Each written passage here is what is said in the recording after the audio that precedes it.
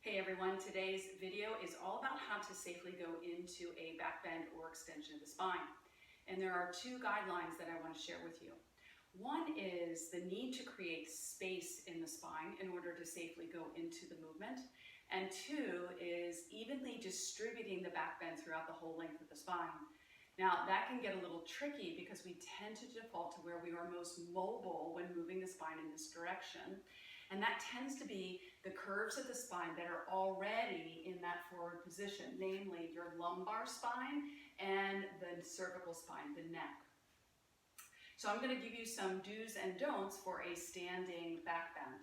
It begins with mountain, so if you missed that video, you can go back and view it. We start with the feet planted and the legs toned. Now, level pelvis is super important to not defaulting to the back bend settling into your lumbar spine.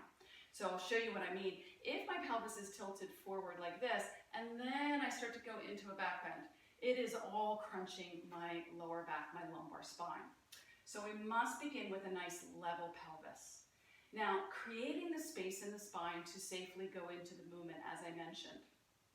To do that, you want to lift up through your sternum, through your heart, before you start to move into the back bend. So if I'm just kind of slouching and collapsing and slumping, and then I go into my back bend, again, it is all settling in this lumbar region and doesn't feel so great. I'm going to reach my arms up above my head just so that you can have a better view of the spine, right? So notice if I press my feet down and I lift up through the heart and through the sternum, I have more space to then arc back nice and evenly through the spine. Now, we want to be careful, not just of the lumbar spine, but the cervical spine. So rather than dropping your head back, which concentrates it into the cervical spine, you want the cervical spine to be a natural continuation of the rest of it, right? So maybe your gaze is just up to the ceiling, rather than dropping your gaze back to the wall that's behind you.